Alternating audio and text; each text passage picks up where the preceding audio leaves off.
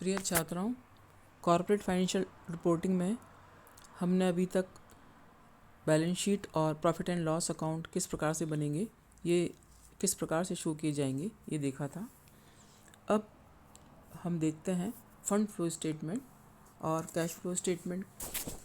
Fund flow statement, जैसा कि आपको ज्ञात है कि यह विवरण एक निश्चित समय के अंतर्गत व्यवसाय में प्रयुक्त कार्यशील पूंजी के परिवर्तनों को दर्शाता है। इसके अंदर कार्यशील पूंजी के विभिन्न स्रोतों एवं जो यूजेज एंड सोर्सेज का वर्णन किया जाता है। कार्यशील पूंजी कोषों की प्राप्ति व्यवसाय किस किस से होती है। एक तो व्यवसाय संचालन से लाभ, अंश पूंजी में वृद्धि, दीर्घकालीन ऋणों, स्थायी संपत्तियों व विनियोगों के विक्रय से प्राप्त राशि व जितनी भी गैर व्यापारिक प्राप्तियां हैं उनसे होती है। ये तो हैं जो कि कार्यशील पूंजी के स्रोत हैं। अब यूजेस क्या क्या हैं इसके। एक तो होता है व्यवसाय संचालन से हानि, लॉस ऑन ऑपरेटिंग एक्टिविटीज़। इसके अलावा स्थायी संपत्तियों अथवा दीर्घकालीन विनियोगों के क्रय, स्थायी संपत्तियों के भुगतान, अंश पूंजी के शोधन, लाभांश भुगतान व गैर व्यापारिक खर्चों व हानियों की पूर्ति भी इसमें शामिल की जाती है। आप लोग पढ़ चुके हैं फंड फ्लो स्टेटमेंट कि किस तरह से बनाया जाता है। तो ये कोष प्रवाह विवरण होता है, इसमें हम यूजेज एंड सोर्सेज दिखाते हैं। इसी तरह से रोकड़ प्रवाह विवरण होता है। रोकड़ प्रवाह विवरण के अंदर केवल नगद के विभिन्न स्रोतों एवं उपयोगों का विश्लेषण किया जाता है। चालू संपत्तियों में नगद सबसे अधिक तरल संपत्ति होती है, अतः व्यवसाय के प्रबंधकों को यह जानकारी रखना अति आवश्यक होता है कि नगद कोषों के सोर्सेज क्या हैं तथा रोकड़ के सोर्सों का व्यवसाय में किस प्रकार से उपयोग किया जा रहा है। रोकड़ प्रवाह विवरण एक विशेष प्रकार का विवरण होता है जो कि या तो डेली बनाया जा सकता है या वीकली, मंथली या क्वार्टरली या ईयरली, किसी भी एक निश्चित समय अंतराल पे बनाया जा सकता है। यह विवरण दो अवधियों के बीच जो मध्य है व्यवसाय के नगद शेष में हुए परिवर्तनों के कारणों की व्याख्या करता है। रोकड़ प्रवाह विवरण लेखा मानक 3 के अनुसार बनाया जाता है, जिसका विवरण हम या जिसके बारे में हम रोकड़ प्रवाह विवरण में क्या गया था, हमने देखा था। कैश फ्लो स्टेटमेंट मैंने आपको बताया था किस प्रकार से बनाया जाता है। तो ये है रोकड़ प्रवाह विवरण। इसके अलावा एक नई टर्म है वैल्यू एडेड स्टेटमेंट। ये इससे शायद आप परिचित ना हो।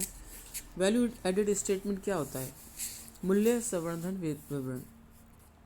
एक निश्चित समय सीमा के दौरान व्यवसाय द्वारा कच्चे माल के मूल्य में उपयोगिता वृद्धि को मूल्य संवर्धन के नाम से जाना जाता है। लेखांकन जो विचारधारा है उसके अनुसार मूल्य संवर्धन से तात्पर्य विक्रय मूल्य तथा सेवाओं से प्राप्त राशियों के योग में बाह्य साधनों से क्रय किए गए माल एवं सेवाओं की लागत घटाने के पश्चात जो राशि बचती है उसे हम मूल्य संवर्धन विवरण कहते हैं।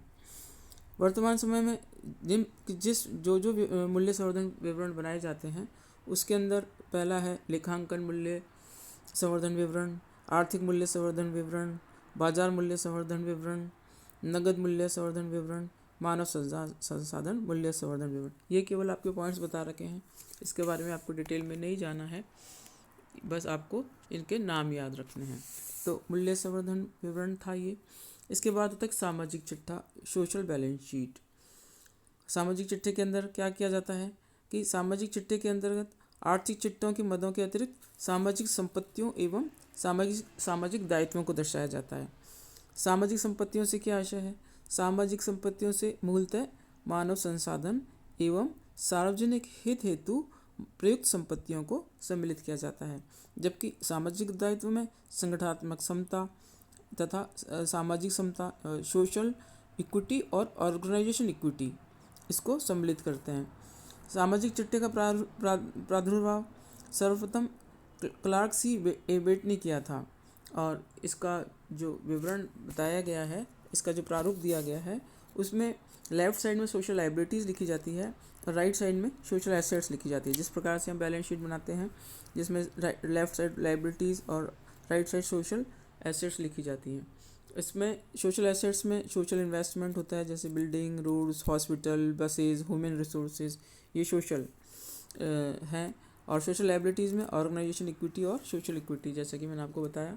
इस प्रकार से सामाजिक चिट्ठा बनाया जाता है। आपको क्वेश्चन नहीं आएगा इसका, केवल आपको ये बताया गया है कि कॉर्पोरेट फाइनेंशियल रिपोर्टिंग में क्या क्या चीज़ें दर्शाई जाती हैं, कौन कौन से विवरण दर्शाए जाते हैं, जिसमें अभी हमने देखा सामाजिक चिट्ठा।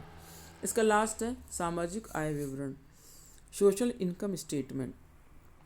सामाजिक आय विवरण से आशय है कि संस्था द्वारा समाज को प्रदान किए जाने वाले विभिन्न लाभों एवं सुविधाओं तथा संस्था की विद्यमानता के कारण समाज द्वारा वहन किए गए विभिन्न लागतों तथा हानियों का वर्णन किया जाता है।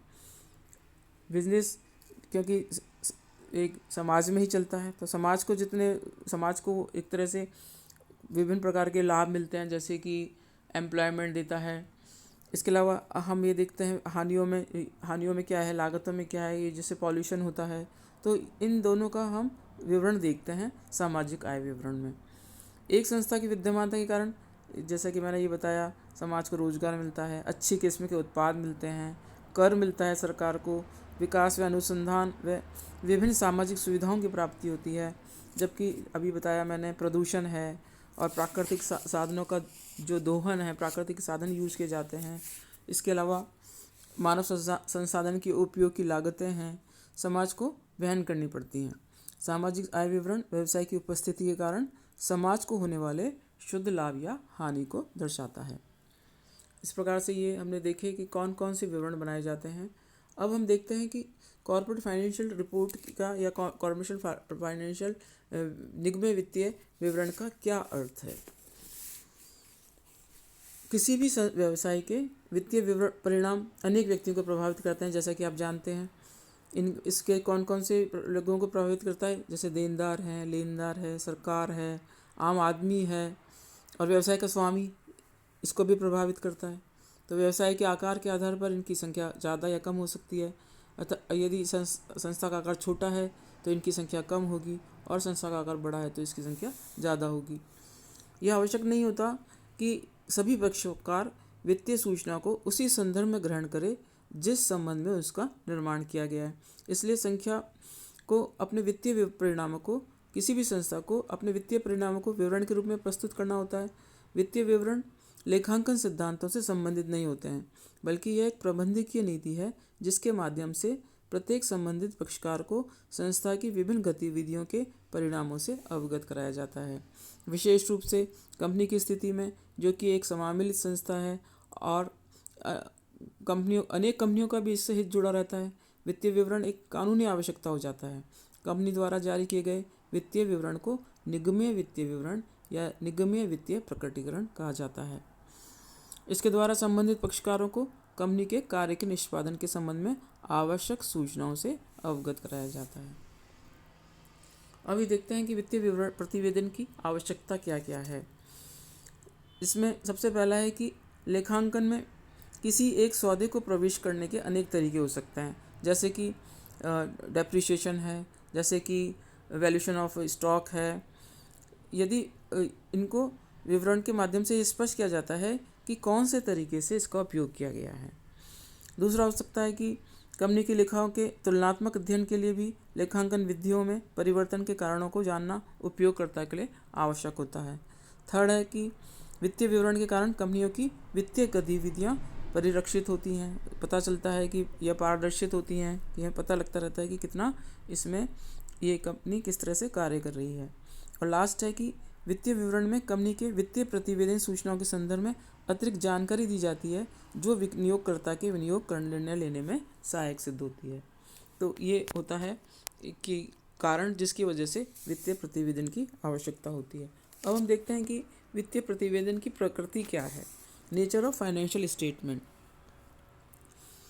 जो कोई भी सामान्य व्यक्ति है वह समझता है कि किसी संस्था के जो प्रकाशित वित्तीय प्रतिवेदन है वो संस्था की संपत्तियों एवं दायित्वों का वास्तविक एवं निरपेक्ष मूल्य पर दिखाया जाता है।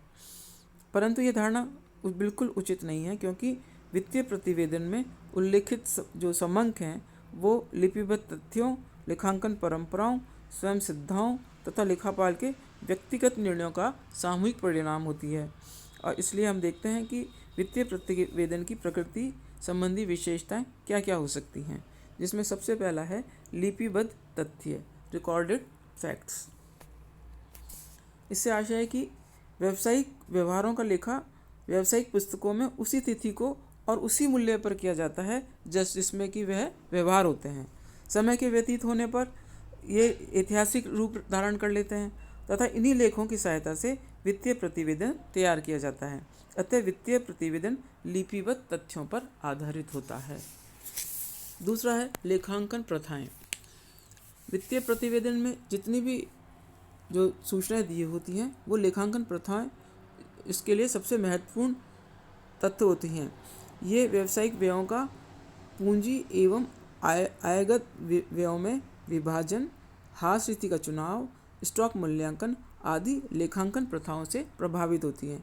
अतः वित्तीय प्रतिवेदन में दिखाए गए तथ्य वास्तविक एवं निरपेक्ष नहीं होते हैं। उदाहरण के लिए लेखांकन की मैटेरियलिटी कन्वेंशन जो प्रथा है उसके अनुसार कम मूल्य की वस्तुओं के क्रय जैसे पेन, स्टेशनरी, बल्ब आदि को उसी वर्ष के आगम व्यय में सम्मिलित कर लिया जाता है, जबकि महंगी वस्तुओं के क्रय को जैसे मशीनरी, फर्नीचर आदि को संपत्ति में सम्मिलित किया जाता है। तो ये एक जो प्रथाएं हैं उसके अनुसार ही इसका विवरण में ये सब लिखा होता है। तीसरा है स्वयं सिद्धाएं। वित्तीय प्रतिवेदन को तैयार करते समय लेखापाल कुछ बातों को स्वयं सिद्ध मानकर चलता है, चाहे उसकी सत्यता संदेहजनक ही क्यों न हो। उदाहरण के लिए प्रत्येक लेखापाल देश की मुद्रा रुपयों को मूल्य स्थिर मानकर चलता है तथा विभिन्न तिथियों को किए गए लेन देनों में कोई अंतर नहीं करता। इस प्रकार व्यवसाय की चालू संपत्ति की मान्यता के आधार पर स्थायी संपत्तियों को उनके लागत मूल्य पर दर्शाया जाता है। तो इस प्रकार से स्वयं सिद्धा से आशा है कि लेखापाल कुछ चीज़ें वो अपने दिमाग से या अपने स्वयं सिद्ध मान के कुछ बातों को स्वयं सिद्ध मानकर चलता है। इसके बाद है व्यक्तिगत निर्णय। व्यक्तिगत निर्णय अभी हमने देखा कि जो वित्तीय प्रतिवेदन पर लेखापाल का व्यक्तिगत निर्णय भी प्रभाव डालता है। लेखांकन के बहुत से ऐसे क्षेत्र हैं जहाँ पर लेखांकन की अनेक वैकल्पिक पद्धतियाँ होती हैं। उदाहरण के लिए स्टॉक का मूल्यांकन। स्टॉक का मूल्यांकन लागत या बाजार मूल्य दोनों में से कि जो भी कम है उस पर किया जाता है, लेकिन स्टॉक की लागत की गणना आपने देखा फीफो मेथड से या लीफो मेथड से या एवरेज मेथड या स्टैंडर्ड लागत के आधारों पर भी की जा सकती है। इसमें से किस आधार को अपनाया जाए यह लेखापाल के व्यक्तिगत निर्णय पर निर्भर करता है। लास्ट है लेखांकन अवधारणाएं।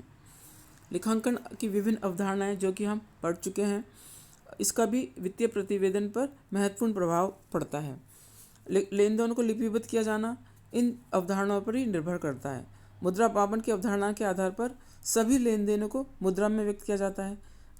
चल संस्थान अथवा व्यवसाय की निरंतरता अवधारणा व्यवसाय के भावी अस्तित्व पर जोर देती है। लागत अवधारणा संपत्तियों को लागत मूल्य पर प्रदर्शित करने पर बल देती है। वसूली अवधारणा उपार्जन अवधारणा एवं लेखांकन अवधि अवधारणा की सहायता से आय की राशि निश्चित होती है।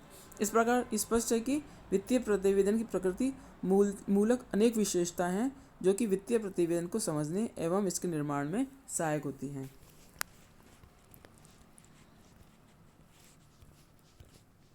अब हम देखते हैं वित्तीय प्रतिवेदन के आवश्यक गुण।